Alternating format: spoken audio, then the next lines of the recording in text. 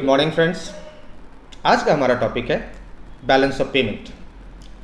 Balance of payment एक ऐसा topic है जिसके लिए नॉर्मली स्टूडेंट्स फियर्ड होते हैं, कंफ्यूज्ड होते हैं, लेकिन हम बहुत इजी और कन्वीनियंट तरीके से इसको समझने की कोशिश करेंगे। बैलेंस ऑफ पेमेंट समझने के पहले आपको ये जानना चाहिए कि फॉरेन एक्सचेंज रेट्स कैसे डिटरमाइन होते हैं, जो हमने पिछले चैप्टर्स में डिस्कस किया हुआ है, जो ऑलरेडी हमारे पास हमारे वीडियोस के रूप में अवेलेबल है। बैलेंस ऑफ पेमेंट एक्चुअली दो देशों या वेरियस कंट्रीज के बीच में आपस में जो फॉरेन एक्सचेंज ट्रांजैक्शंस होती हैं उनके बीच का बैलेंस होता है। अब क्वेश्चन उठता है कि फॉरेन एक्सचेंज ट्रांजैक्शंस कौन से होते हैं, क्योंकि जब तक हम लोग फॉरेन एक्सचेंज ट्रांजैक्शन नहीं समझ पाएंगे तब तक बैलेंस ऑफ पेमेंट को समझना मुश्किल होगा। फॉरेन एक्सचेंज रेट्स में उस चैप्टर में हमने फॉरेन एक्सचेंज का इंपॉर्टेंस, फॉरेन एक्सचेंज किसे कहते हैं, किस प्रकार ट्रांजैक्शन होता है, एक्सपोर्ट, इंपोर्ट और भी डिफरेंट ट्रांजैक्शंस, उन चीज़ों का हमने डिस्कस किया हुआ है। तो इसे हम लोग यहाँ पे अब रिपीट नहीं करेंगे और सिर्फ हम फोकस्ड रहेंगे करंट चैप्टर पे। अगर फिर भी किसी को कन्फ्यूजन हो तो वो प्रीवियस पार्ट में जाके देख सकता है। बैलेंस ऑफ पेमेंट में हमारा जो प्राइमरी ऑब्जेक्टिव होगा वो ये होगा कि पहले हम जानेंगे बैलेंस ऑफ पेमेंट का मतलब क्या होता है, मीनिंग क्या होता है। दूसरा, बैलेंस ऑफ ट्रेड क्या होता है। नॉर्मली कई बार लोग बीओपी को बीओटी समझ लेते हैं, जबकि दोनों डिफरेंट टर्म्स हैं। बैलेंस ऑफ ट्रेड अलग है, बैलेंस ऑफ पेमेंट अलग है। बैलेंस ऑफ पेमेंट में कौन कौन से कंपोनेंट होते हैं, कौन से कैपिटल अकाउंट ट्रांजैक्शन होता है, कुछ ऑटोनोमस ट्रांजैक्शन होते हैं, कुछ अक्यूमुलेटिंग ट्रांजैक्शंस होती हैं। बैलेंस ऑफ पेमेंट फेवरेबल और डेफिसिट दोनों तरह का होता है। ये सब चीज़ें हम एक एक करके समझने वाले हैं। तो पहला कंसेप्ट हमारे पास है कि what is the meaning of balance of payment. तो balance of payment is an accounting statement. Balance of payment क्या है? एक अकाउंटिंग स्टेटमेंट है जिसमें हम सिस्टमेटिक रिकॉर्ड्स को मेंटेन करते हैं जो हमारे अदर कंट्रीज के साथ होते हैं। अब अदर कंट्री के साथ किसके साथ होते हैं? जो हमारे इंडियन रेजिडेंट हैं वो रेस्ट ऑफ द वर्ल्ड के साथ जो ट्रांजेक्शन करते हैं, या रेस्ट ऑफ द वर्ल्ड हमारे इंडियन रेजिडेंट के साथ जो ट्रांजेक्शन करते हैं, उनके ट्रांजैक्शन और उसके डिफरेंसेस का स्टडी हम लोग बैलेंस ऑफ पेमेंट में करते हैं।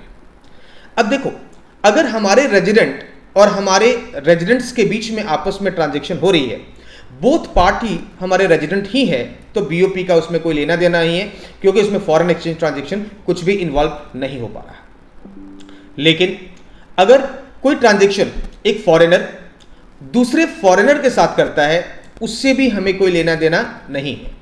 हमारा रेफरेंस सिर्फ दो चीज़ों के बीच में होगा।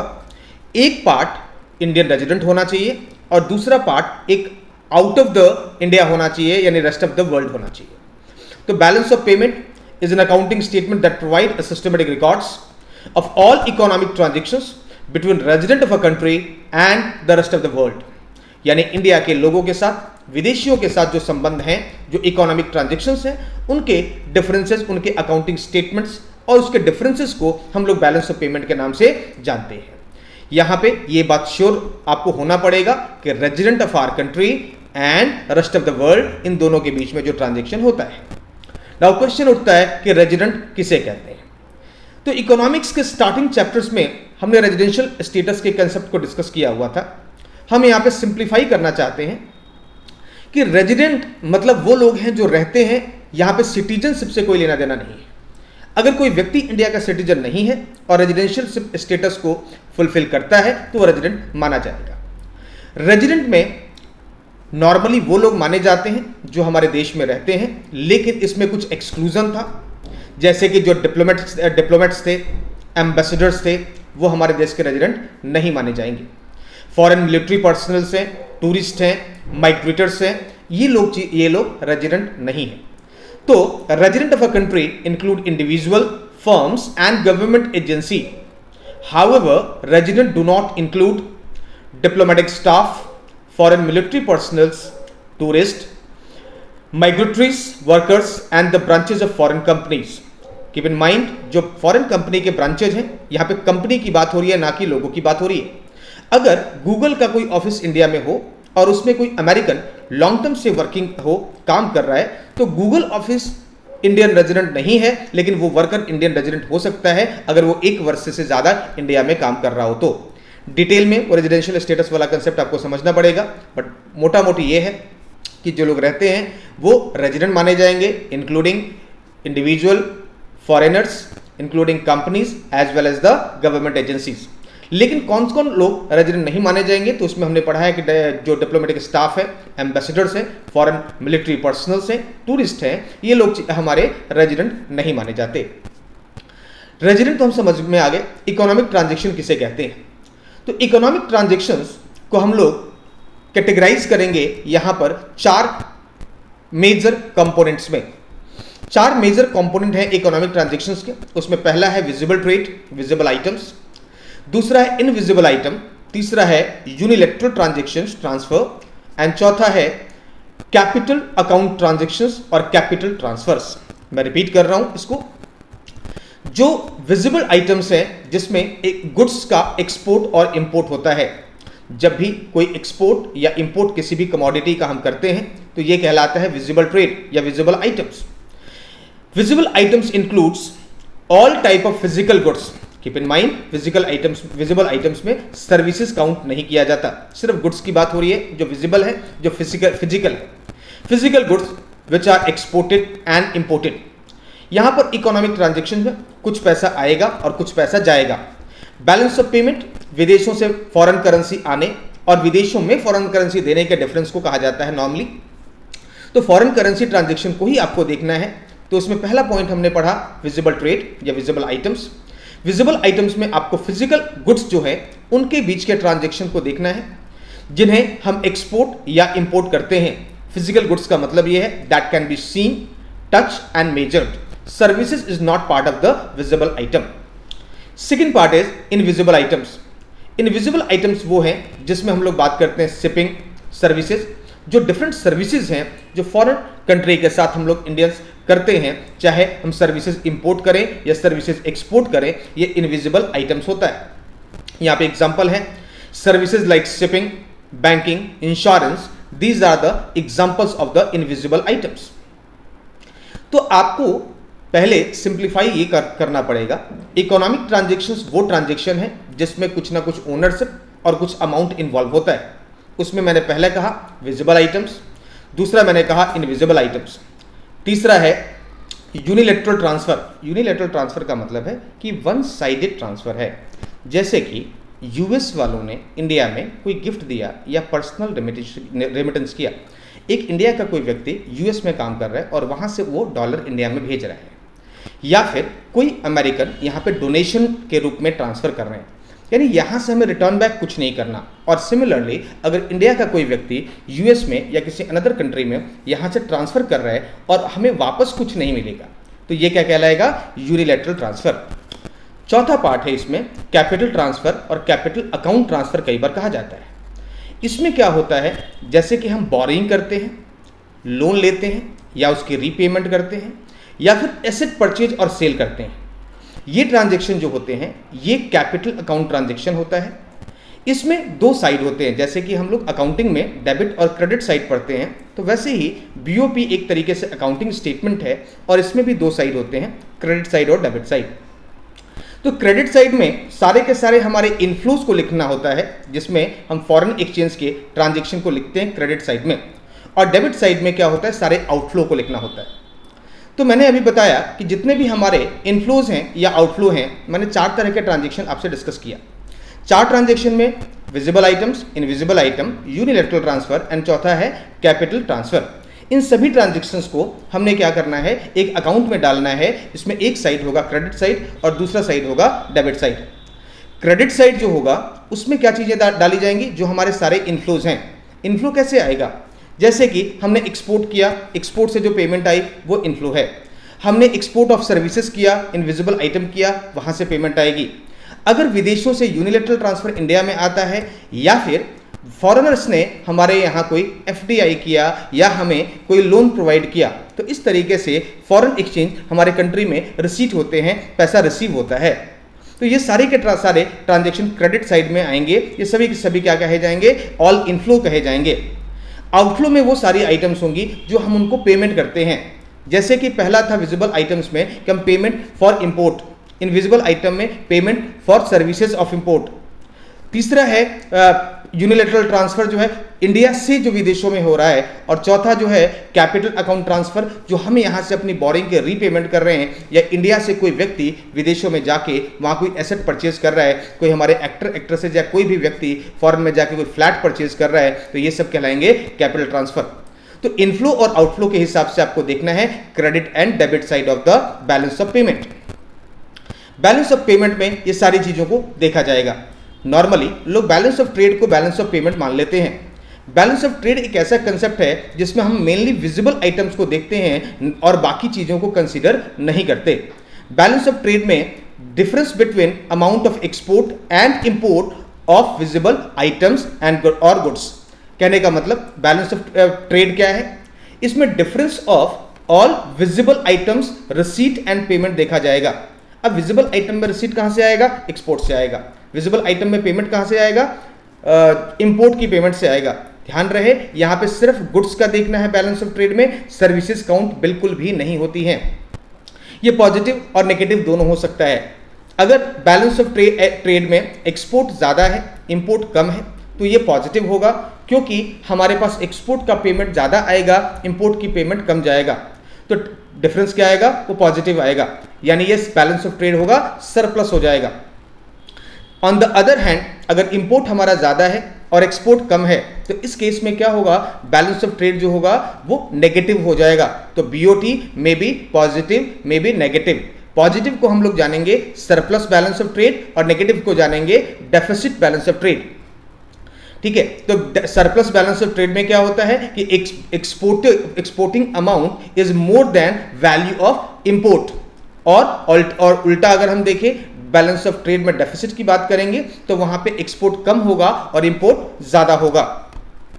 तो ये हमारा बैलेंस ऑफ ट्रेड है।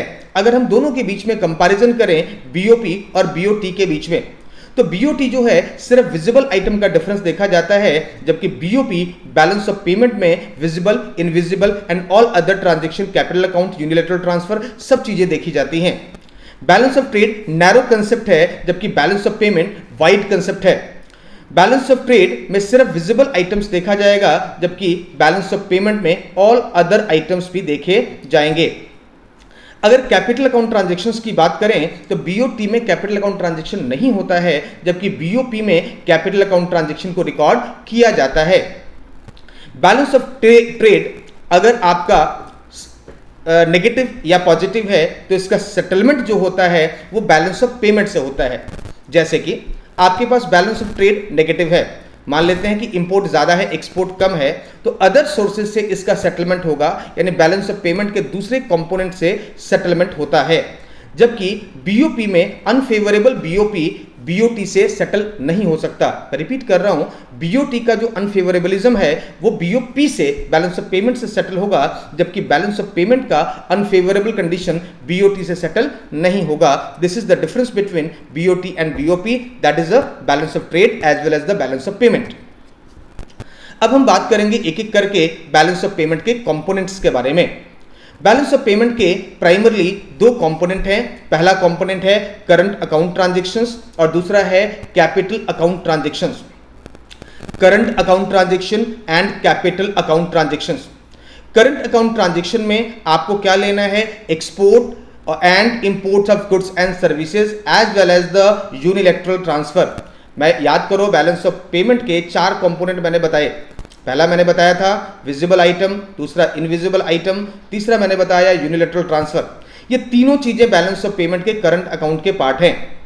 यानी करंट अकाउंट में हमें क्या क्या काउंट करना है, receipt and payment of goods and services, receipt and payment of unilateral transfer, ये सारी चीजें हम काउंट करेंगे। लेकिन कैपिटल अकाउंट ट्रांजैक्शंस काउंट इसमें नहीं होंगे। बैलेंस ऑफ पेमेंट में हमने अभी डिस्कस किया current account and capital account. Current account में मैंने आपको तीन कंपोनेंट्स बताए।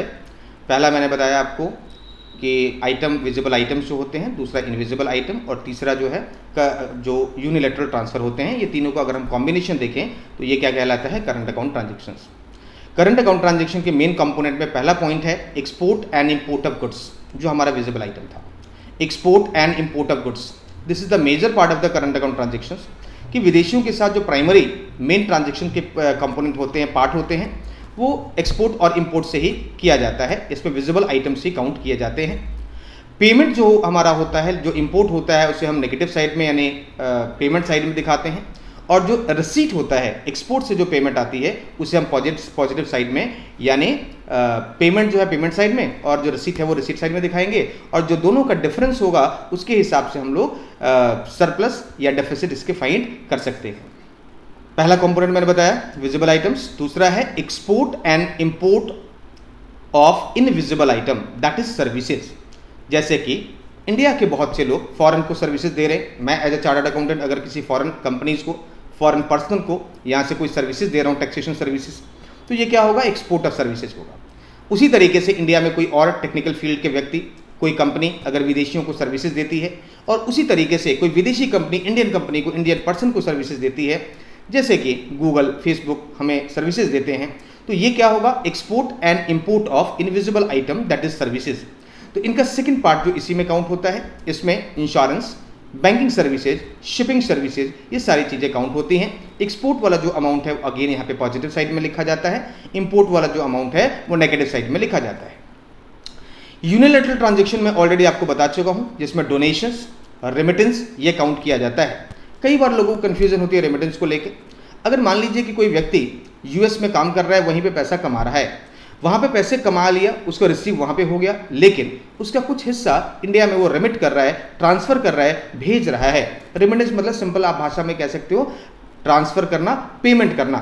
तो वहाँ से कोई रेमिटेंस आ रही है और यूनिलैटरल आ रही है, वहाँ से वो अपने पेरेंट्स को भेज रहा है, अपने फैमिली मेम्बर को इंडिया में पैसे ट्रांसफ़र कर रहा है, तो ये क्या हो जाएगा, यूनिलैटरल ट्रांसफ़र, जिसके बदले यहाँ से हमें कुछ देने की आवश्यकता नहीं होती है। तो ये दोनों साइड से होता है।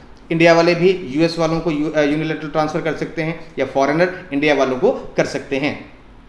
ये सारे ट्रांजैक्शन जो हैं ये क्या है, करंट अकाउंट ट्रांजैक्शन। इसका चौथा कंपोनेंट है income receipts and payment to and from abroad, यानी किसी और टर्म्स में इनकम और पेमेंट विदेशियों के साथ हो। फॉर एग्जाम्पल, जैसे कि हमने क्या किया कि यूएस के मार्केट में जाके कोई शेयर परचेज कर लिया, और शेयर परचेज करने से जो भी प्रॉफिट होगा अगर उसे हम इंडिया में लेके आते हैं तो, या फिर विदेशियों ने हमारे यहाँ हमारे शेयर मार्केट में कोई ट्रांजैक्शन किया, कोई भी इन्वेस्टमेंट किया, या यहाँ पे कुछ उन्होंने बिल्डिंग खरीद लिया, उससे उन्हें रेंटल मिला, यानी रेंटल प्रॉफिट, इन्वेस्टमेंट से होने वाला प्रॉफिट, ये सारे ट्रांजैक्शन भी क्या कहे जाएंगे, करंट अकाउंट ट्रांजैक्शन कहे जाएंगे। ध्यान देने वाली बात यह है कि इन्वेस्टमेंट अमाउंट की मैं बात नहीं कर रहा, मैं सिर्फ रेंट और प्रॉफिट की बात कर रहा हूँ। जैसे कि हमने दुबई में एक फ्लैट खरीदा, फ्लैट से मिलने वाला रेंट वो करंट अकाउंट ट्रांजैक्शन का पार्ट है, जबकि जो फ्लैट खरीदे जाने वाली जो वैल्यू है, अमाउंट है, वो कैपिटल अकाउंट ट्रांजैक्शन का पार्ट होगा। तो ये सारी चीज़ें हमारे लिए क्या होंगी, करंट अकाउंट ट्रांसफर होंगी, करंट अकाउंट पार्ट्स होंगे। अगर हम करंट अकाउंट ट्रांजैक्शन और बीओटी के कंपैरिजन को देखें, बैलेंस ऑफ ट्रेड को, तो बैलेंस ऑफ ट्रेड में क्या था, ओनली विजिबल आइटम्स थे, जबकि करंट अकाउंट ट्रांजैक्शन में विजिबल, इनविजिबल दोनों आइटम काउंट हो रहे थे। बीओटी छोटा कंसेप्ट है, नैरोअर कंसेप्ट है, जबकि करंट अकाउंट उससे कंपैरेटिवली वाइडर कंसेप्ट है। ये डिफरेंस है।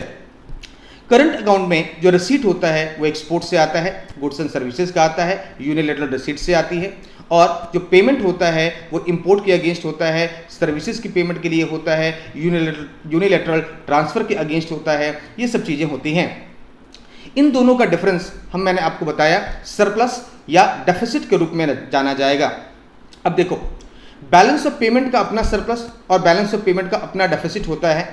करंट अकाउंट का भी हम सरप्लस और डेफिसिट फाइंड आउट करते हैं। तो करंट अकाउंट के सरप्लस को हम बोलेंगे सास, यानी CAS, और या कास कह सकते हो, और करंट अकाउंट डेफिसिट को हम कैड कहेंगे, CAS and CAD, CAS and CAD, current account surplus and current account deficit. Current account surplus का मतलब है कि जो हमारे करंट अकाउंट में रिसीट्स का साइड है, साइज वो ज़्यादा है, ग्रेटर है पेमेंट के साइड से, यानी जो total value of receipt side होगा that is a greater than total value of the payment side, उस केस में क्या होगा, करंट अकाउंट सरप्लस कहा जाएगा। ऑल्टरनेटिवली अगर पेमेंट साइड का टोटल ग्रेटर है रिसीट साइड के टोटल से, तो हम क्या बोलेंगे, करंट अकाउंट डेफिसिट कहा जाएगा। तो अब कंपोनेंट, हम करंट अकाउंट का कंपोनेंट देखेंगे तो यहाँ पे 4 कंपोनेंट हैं, ये ऑलरेडी मैं डिस्कस कर चुका हूँ, no need to be repeated again, आप इस टेबल को दोबारा रेफर कर सकते हो। देन अब हम बात करेंगे कैपिटल अकाउंट ट्रांजेक्शंस के बारे में। Capital account transactions are those transaction between resident of the country and rest of the world. क्या करना है, resident of the country and rest of the world के बीच में जो ट्रांजेक्शन हो रहा है, that cause the change in asset and liability. Keep in mind ये words बहुत इंपॉर्टेंट हैं, that cause a change in asset and liability of the country or government from our country. आप समझिए बात को, हमारे देश के कोई व्यक्ति हो, कंपनी हो या गवर्नमेंट हो, उनके फॉरेन में कोई एसेट एंड लाइबिलिटी में जो अगर चेंजेस करने में सक्षम कोई ट्रांजेक्शन है, ऐसे ट्रांजेक्शन को कैपिटल अकाउंट ट्रांजेक्शन कहे जाएंगे। जैसे कि हमने दुबई में एक फ्लैट परचेज कर लिया, तो हमारी फॉरेन में एसेट इंक्रीज हो रही है, तो ये कैपिटल अकाउंट ट्रांजैक्शन है। अगर हमने विदेशों में जाके कोई विदेशी कंपनी का शेयर खरीदते हैं, तो वहां पे एसेट क्रिएट हो रहा है, तो एसेट जहां भी क्रिएट होगा वो कैपिटल अकाउंट ट्रांजैक्शन होगा। अगर इन एसेट्स को हम कभी बेच देते हैं तो भी कैपिटल अकाउंट ट्रांजैक्शन होगा, क्योंकि इससे ऑल्टरेशन हो रहा है, चेंज हो रहा है एसेट्स में।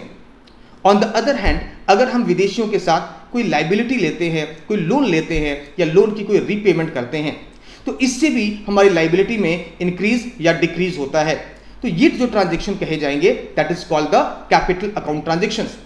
तो as per the definitions, capital account transaction are those transaction between resident of the country and rest of the world which cause a change in asset and liability of a company, of the country or government or the individual. It is related to claim and liability of the financial nature. यहाँ पे जो asset and liability होगा obviously financial nature का होगा, अगर liability होगी तो financial nature का होगा। तो इसमें भी हमें डेफिसिट और सरप्लस दोनों फाइंड आउट करने की रिक्वायरमेंट होगी। जो करंट अकाउंट में सरप्लस है या डेफिसिट है वो यहाँ पे एडजस्ट किए जाते हैं। अगर करंट अकाउंट ट्रांजेक्शन में डेफिसिट है तो यहाँ पे सरप्लस बनाया जाएगा, यानी यहाँ पे बोरिंग की जाएगी, यहाँ पे एक्स्ट्रा पैसा होगा और वो उसको सेटल डाउन करेगा करंट अकाउंट को। तो फाइनेंशियल डेफिसिट जो हमारा होता है करंट अकाउंट में, या फिर अगर सरप्लस हो करंट अकाउंट में, उन दोनों को ऑब्जर्व करने का काम क्या करता है, कैपिटल अकाउंट ट्रांजेक्शन करता है। इसके कंपोनेंट को अगर हम देखें तो पहला कंपोनेंट है बोरिंग एंड लेंडिंग टू और फ्रॉम द अब्रॉड। विदेशों से हम पैसा उधार लें या विदेशियों को पैसा उधार दें, ये बोरिंग हो या लेंडिंग हो, या विदेशों से लें या विदेशों को दें, ये क्या कहलाएगा, कैपिटल अकाउंट ट्रांजैक्शन कहलाएगा।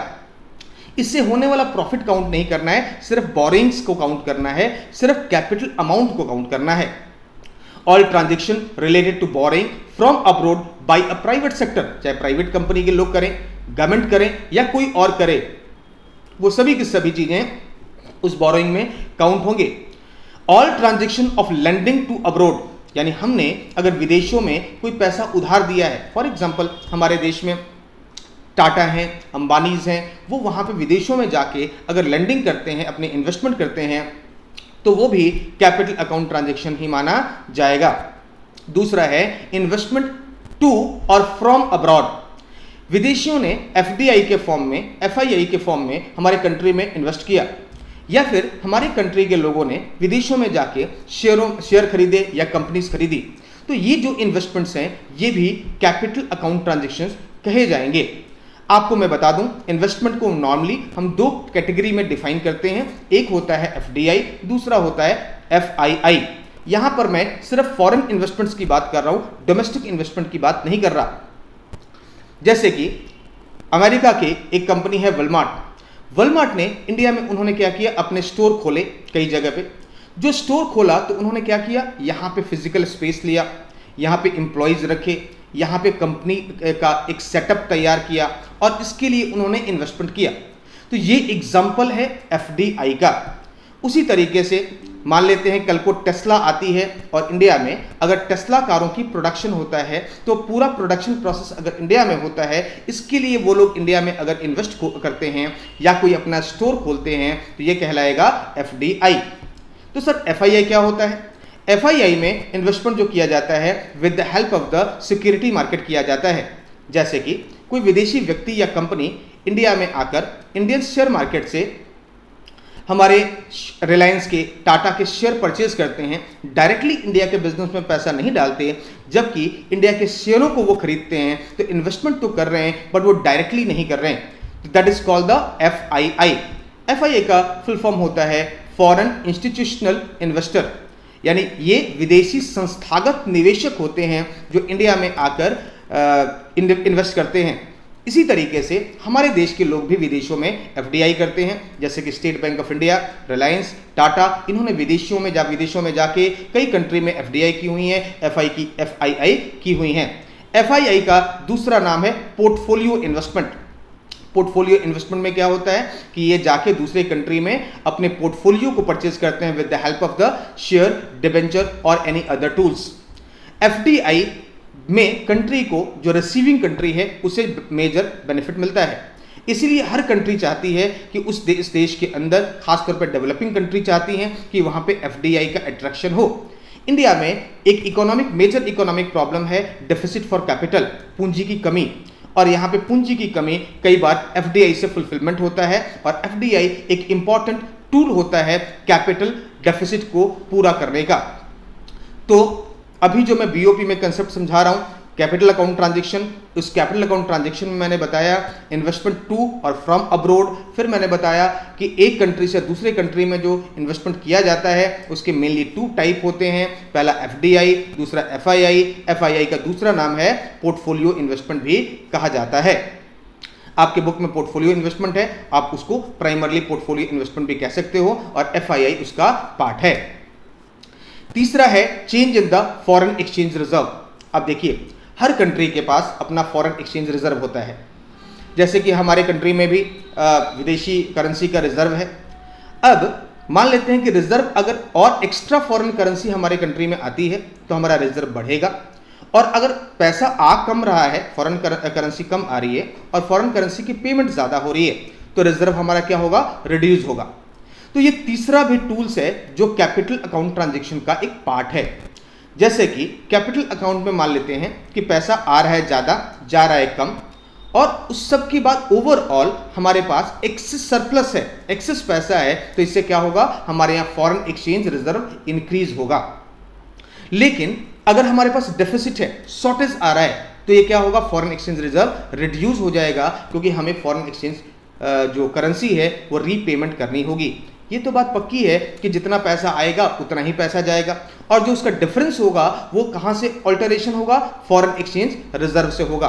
Foreign exchange reserve normally government रखती है with the help of the central bank. India में जो फॉरेन एक्सचेंज रिजर्व है वो RBI के द्वारा मेंटेन किया जाता है। आज हम इस टॉपिक को यहीं पे खत्म करते हैं और फर्स्ट पार्ट को एंड करते हैं। रिमेनिंग पार्ट हम सेकंड पार्ट में देखेंगे। Thank you very much.